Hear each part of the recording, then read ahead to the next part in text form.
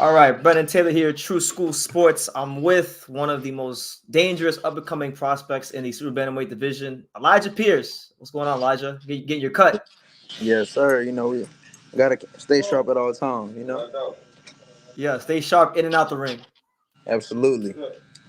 Yeah, man. Well, it's good to have you on. I've been following you for about a solid year or so. I know you kind of got on my radar when you fought Tremaine Williams. Yeah, man. I peeped the video when you kind of assessed the fight and everything. Mm-hmm. And yeah, man, I appreciate the words that you spoke about me and everything. And like I was, much love to you for that. No, absolutely, man. I always like to interview the young up and coming guys because boxing's a big sport. So sometimes if a guy is not like a quote unquote mainstream, they get lost in the shuffle. And every fighter has a story. So I appreciate the story of each fighter. Nah, man. And that's the thing. Like I'm looking to finally bring my story full circle in 24. In 24, that's definitely the main thing is bringing that story full circle and letting everybody know that the wolf has arrived. No, absolutely. Now, I'm still learning about the wolf, and a lot of people are still learning about the wolf. I kind of want to take it back to the beginning, man. Like, what made you want to pick up boxing? Because you're from Oklahoma. There's not really much boxing coming out of Oklahoma. So, what drew you to the sport in the beginning? For sure. I mean, it was just my father, my father, um, Andy Pierce, otherwise known as Coach P. Yeah, he was a former martial artist back in the day, and then he eventually transitioned into kickboxing, and Okay. it was just kind of like then after that kind of kickboxing died out, kind of a little bit in the end of the '90s, then he Yeah, transitioned yeah. into boxing, and then it was just more so a bonding experience between father and son, and and then eventually it just translated into what it was now, and here we are. What? Uh, Damn near 20, 20 years later, and I mean 21 years later, and number 8 in the world, getting ready to fight for the world title next year. Yeah, it's a great thing. You mentioned your father being a martial artist. Your style is kind of interesting because you're kind of like a technical street fighter. Like you're as technical as a boxer, but you still have the rage of a street fighter. Does that sometimes may some of that come from like martial arts? Your dad being a martial artist. Well, like I mean, the foundation that my dad gave me, I believe it kind of separates me from most fighters because like he's very big on footwork, and I feel like a lot of Okay. coaches now, they're not as big on footwork, and he was very No. implemental on footwork. So especially with me dancing as well, I dance, so it kind of just gave me a different avenue to create something new. So I used his background in martial arts and kind of touched on that too with capoeira, and I kind of Okay. imparted that into my style and a couple other martial arts, and I pretty much just created something new, and I'm trying to slowly unveil it, You're like fight by fight. you're improving on the design of what it means to be a fighter. Innovating. Yeah, of course, because I mean I feel like that's what it is. We in the entertainment business. So end of the day, it's all about giving the fans a show. And No. where they can see, the whole package: skill, tenacity, power, aggressiveness. You know what I'm saying? That's what I bring to the table each and every fight. You know, You mentioned putting on a show for the fans. You're doing a pretty good job of that. I like how the whole thing you do with the props. Like you bring props to the weigh-in. Like you brought a walker for one of your opponents. You brought the Magic Mike one thing because you called Magic Mike Plania a stripper. Like, where did all that come from? oh man, really, one of my close friends, his name is Bilal Quinton. He's a middleweight, but Okay. basically, me and him kind of like foundated it somewhat. Like he had he brought somebody a step stool at one way in, and then after that, it was kind of like me and him. Like that's like my brother. So we was kind of like we created our own like little clique, pretty much like a little 2-man clique, and we call it the pack, the P2CK. So it's like, Okay. we both got it tatted on our, on the sides of our face or whatever. So it's just kind of like, just something that special to us. And it's like we just bringing something new to the game. You know what I'm saying? Ain't nobody ever done that. So every time we come to the wins, we bring the opponent a gift. And so my first one was the Happy Meal. Yeah, I like that one. Yeah, so I brought the Happy Meal, then I brought the Walker, and then the Christian Louis Vuitton heels, and then the last one was the thong.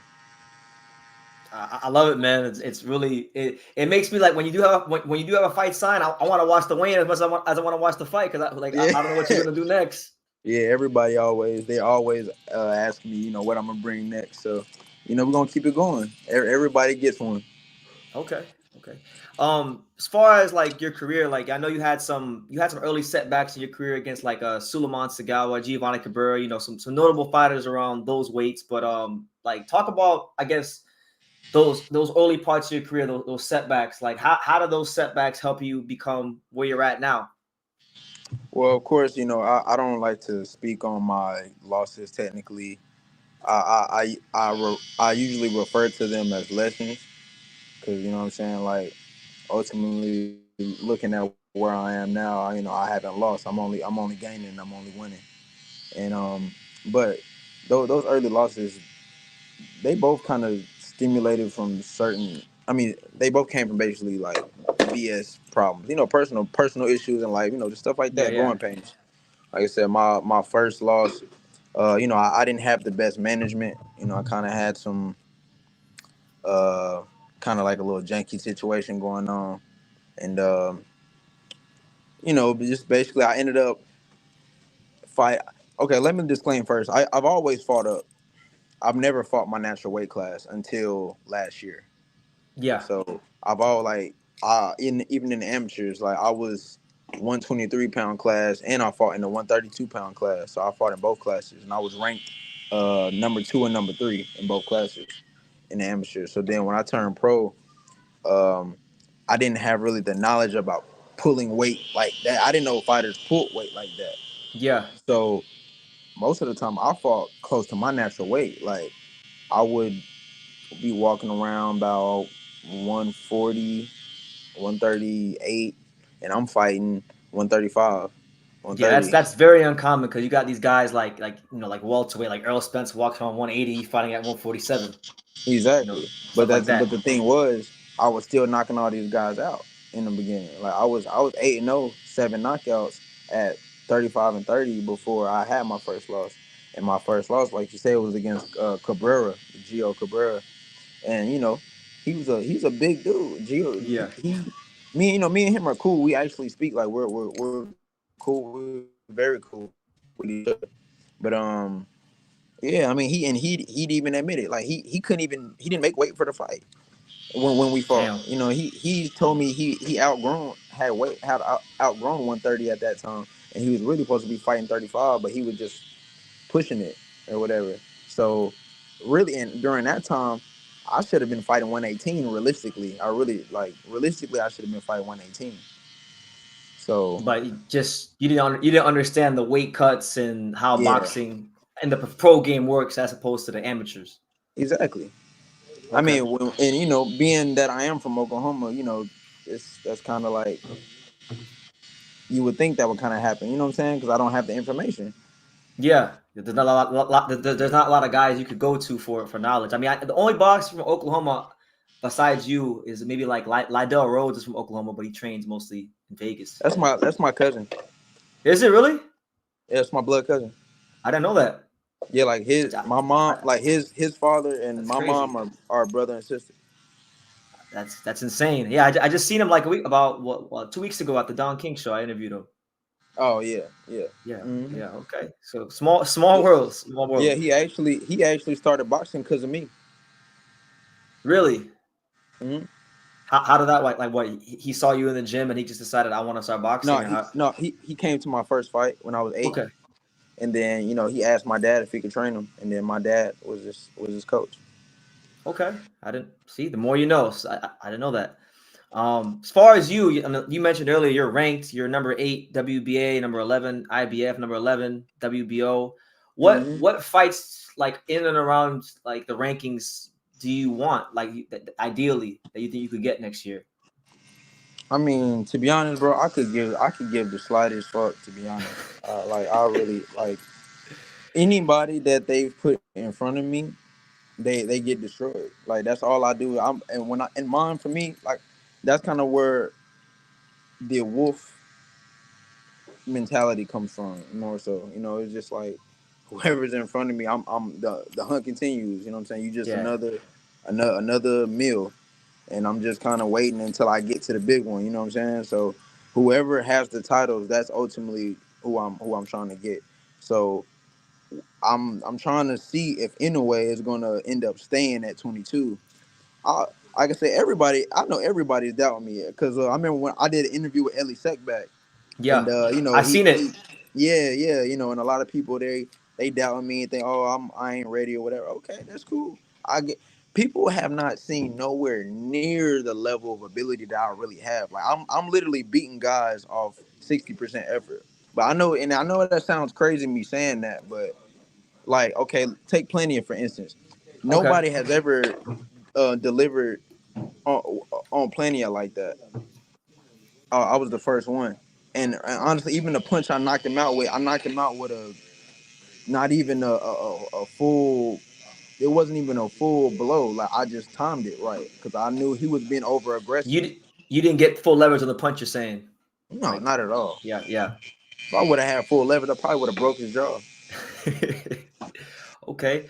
Well, it'd be nice. I know with Inoue, they're talking about maybe lining him up for NERY to come to the States next year, but you Yeah. know, I, listen, man. Man, but regardless, whether it's Nary, whoever it is, like I said, I will beat all the guys at 22. Literally every single guy at 22. Arias Salim, Sam Goodman, Casamero. It doesn't matter. I will whoop all their ass. Like I'm not really, to be honest, my my conquest at 22. Once that happens, I'm more so looking to build to then kind of like build my resume from then on. I feel like once I get the first title at 22, that'll solidify me as okay, this Mhm. guy's the real deal, and people can kind of quit sleeping on me and quit, uh, um, underrating me. But No. that's really what more so that's about. It's more of a statement piece to me, and then once I make that initial statement, then from then on, I'll go ahead and solidify the legacy after that. Okay. Okay. And then who knows, man? You might find yourself at featherweight. Not too long after Yeah, no, that. I'm definitely going up. Okay. I probably will unify. I would say probably two titles.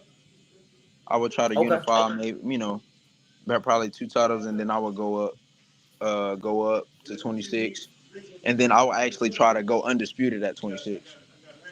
That'd be great because 126 is about to heat up like over the next year or so. Inoue's probably gonna go up there himself. hmm Yeah. Like I said, man, I've been watching and studying all the sanctioning bodies, all the guys at the weights and whatever. Like I'm not worried whatsoever.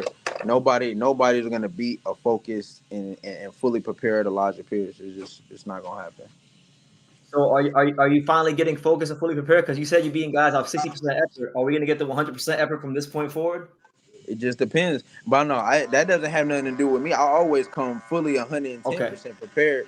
I'm saying that's what I gotta use Oh, ultimately. okay. So you're saying nobody's brought out the 100% in Elijah Pierce. Exactly. I got you. Okay. Exactly. All right. Thanks for clearing that one up. Yeah. Because the way it was sounded, it's like, but what do you mean you're not working hard? Like, come I on, mean, man. no, for Yeah. sure, bro. So yeah, like they're gonna have to to come to overcome some high odds for real. Okay. Cause I thought just naturally, like I'm probably the one of the biggest at 22 as far as the stature, like my height, and just even ability, my athleticism, power, speed, reflexes, footwork. They're gonna have a hard night. I believe it, man, because you really do have some serious thump in both your hands. Like you got some punching power and good Oh yeah, footwork as oh well. that's pops. Oh, Yeah. that's pops. Yeah, because he actually he was naturally left-handed. He's naturally left-handed. Draws, with the left hand, everything. And so I'm right-handed, but he ultimately taught me as a southpaw. So therefore, I built power in both hands. Is that kind of like a situation where you're like because I know with me when I started boxing and training, I didn't feel comfortable boxing as an orthodox. I felt comfortable boxing as a southpaw because it was just the harder hand was in Your front. lead hand, Is that yeah. is that is that what happened with you? Well, it wasn't necessarily. I didn't choose it. My father did. But yeah, that was basically his premise behind it. He wanted me to have a solid jab. Okay. Well, it's been working out for you. I know. I was looking at your amateur background, man. You fought some names in the amateurs. I know you and Shushu Carrington had a bit of a rivalry in the amateurs. What Oh do you remember yeah, about man. those fights? That's my dog, man. One thing about Bruce Carrington, man, I always give credit when credit is due, and that's a good brother. And he's very humble, and I respect him a lot. I have a lot of respect for him. Um, we fought some great fights. Really, they was like pay-per-view worthy though. For real, me and him, we had some real good fights. I beat him the first time. He beat me the second time. I ain't gonna lie. I was kind of. What was shocking though, we actually thought he won the first time, and I thought I was for sure I won the second time. But I don't know. It didn't go that way. I guess the judges ain't see it that way. Yeah, they was watching a different fight. Yeah. We- I mean, I ain't gonna lie. I kind of thought I ain't trying to like put no conspiracy on it, but I don't know, like, cause Terrence Crawford was on his corner though, so I was kind of like, I don't know if that has something to do with it, but you know what? it is what it is, man. Hey, yeah, no, but that's my dog. That's my dog, though, man. So hopefully, in the future, if it aligns right and everything, we can make a big money fight. That'd be a fun fight because I was just at his fight this weekend in Miami in Florida with Jason Sanchez. I was there ringside. He beat the brakes off him. He's Yeah, real sharp, aggressive counter puncher. You got the whole like technical Street Fighter style going on at the southpaw stance. That'd be a real good fight. yeah, man. Cause like I I I ain't gonna lie. I prefer to be a little bit more aggressive, even though I have a natural tenacity to be agile and like box more. Like, I don't know, a lot of people, they always kind of just want me to sit back and box, but I like to do both. I like to mix it up too. Yeah. Like I said, I don't know, I just like giving the fans a show. But ultimately winning the fight first, of course. But Of I want to get the course. fans a show too. All right, like with you being so aggressive, where does all this aggression come from? Like, were you like angry as a kid? Like, did you get into a lot of fights in school? No. No, actually no. I'm very I was very mature, extremely mature, because I mean, don't get me wrong. I had my, you know, my times or whatever. I was a kid, but you know, I was pretty cool. Like, I never really got in trouble. I never really got into too many fights. I had one fight in middle school, and after that, I never had to fight again in school because I whooped that kid ass so bad that That was they it. No talked. more. Yeah, they talked about that for about 2 years. So I don't know. I had a reputation after that, so I never had to fight. And, But and and sometimes that's all you need is reputation. yeah, I mean, everybody knew I was the boxer, so I was probably the only person around my area who boxed. So it was just. Okay. You got any ambition maybe to bring like big time fights to Oklahoma if you become champion? Yeah, yeah, sure, man. I mean, like I said, I love my city. I rep both. I rep Georgia and Oklahoma. George, is that where you're at now? Yeah, Because I know I'm you're currently always at currently. the overtime boxing shows. You always go to those and you Say that follow one more them. time. I'm saying I know you're always at those overtime boxing shows. Oh The ones yeah, that yeah. Yeah, they're based in yeah, they're based in ATL. And they're very man, they love me too. Overtime, those are my people. They good, great people. They love me up there. I gotta get out to one of their shows, man. I want to see what it's like. Oh, I ain't gonna lie. the energy is dope. It's dope. Like it's really intimate, and that's what I like about it. It's like it's not like a very very big place, but like inside, like you can just feel all the roar, the crowd, the energy, the music. You can just hear, you feel it Yeah, all. every last ounce of energy. Yes. Okay. Do you have any fights lined up coming up soon? Like maybe on one of those shows or another show? Well, pretty much my dilemma has been some contractual. I had some contractual disputes going on or whatever. So I had to get that cleared up. So that's Okay. kind of why I didn't get to end off the year with a fight, unfortunately. But it's all good. 24 is going to be the year for sure. You're gonna see a lot. You're gonna see a lot of Elijah Pierce in 24 for damn sure. No, I'm planning to absolutely. be super active and take nothing but the biggest fights that I could possibly get. I'm looking forward to it, man. Making a lot of noise in the division, making a lot of noise in boxing right now. Um, I know probably like everyone's asked you about this damn thing, but just I gotta ask you, man. But the I whole know. not so much about like I know the tank sparring, not so much about like what you did in the gym, but I actually wanted to ask you like what did sparring tank do for your skills and your mentality and just your whole overall work ethic as a fighter? How did it level you up? Yeah. See, I actually appreciate that question. Yeah, Um, a lot, man. Like I said, it changed. It really changed me. It did because he was the first fighter on that level, on a high scale level, that really challenged me for real. You know what I'm saying? Like he showed me kind of the example of where, or he kind of set the bar for me in what, or I would say that he set the bar for me.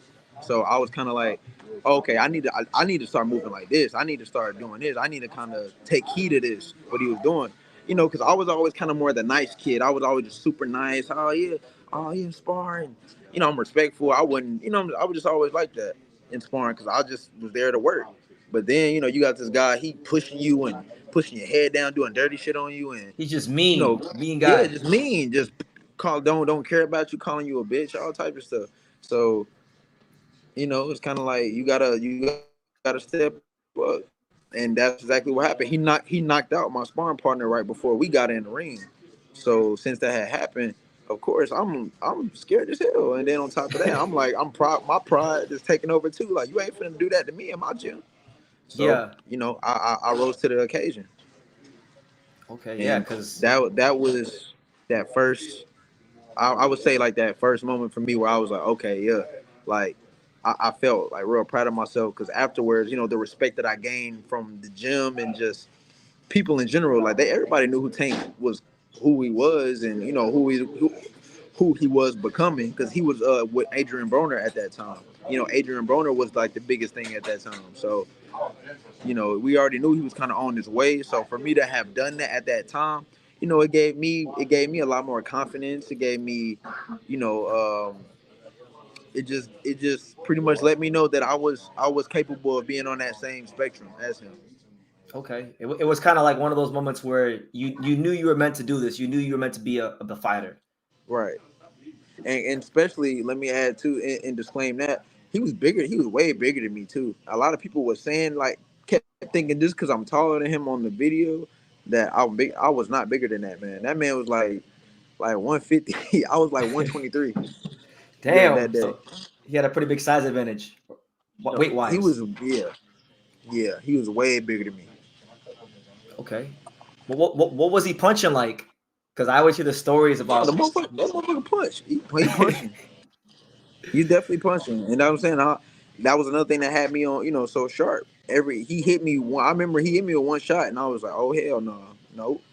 And after that, I rolled and slipped everything he threw, all his hard shots. They tried to load up on, I was slipping them, and I kept countering them. I was countering them with the right hook all day, and see like now that I'm a lot older and a lot more wiser, and I understand the game like I watch him and I can really kind of dissect him a little bit more now and know exactly what he's doing, as opposed to then when I was just watching him and I'm just kind of copying him, picking up some of his stuff because that just at that time that was like my sponge phase. I needed to do that. I needed to learn more about the game. I needed to see how are you supposed to really um, maneuver inside the ring efficiently. Okay. But now you graduated mentally. You feel you graduated to another level, boxing IQ wise. Yeah, hell yeah. I didn't came into my own now. So, I didn't even started coaching. I have my own I seen fighters that. now. I seen that. I like that. So yeah, yeah. So I'm just Okay. I'm looking to just continue to grow, man. Like I said, this is one thing I want to for the fans. I want them to understand is that everybody don't have the same damn path, man. Everybody is not going No. to be this undefeated pay-per-view star that come at the amateurs, winning everything, Olympics and shit. Everybody has a different path. There's not one way to go. It ain't one way to get there. It's many ways. Yeah. The road to success has many paths. Absolutely, absolutely. Like, and that gets on my damn nerves because it's like all these casual fans and just people who don't really respect the that don't really respect the The just the fighters. game, man. They don't. Yeah. They just don't. They don't. Just don't. They don't get it. And it is what it is. You can't change certain people. But Elijah, I know you're a busy man. It's your daughter's birthday and everything. But any final message you want to give to the boxing world before we end the interview?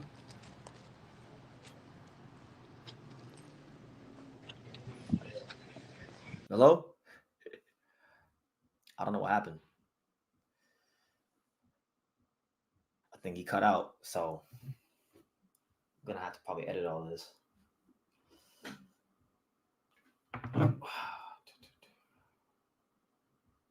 Really?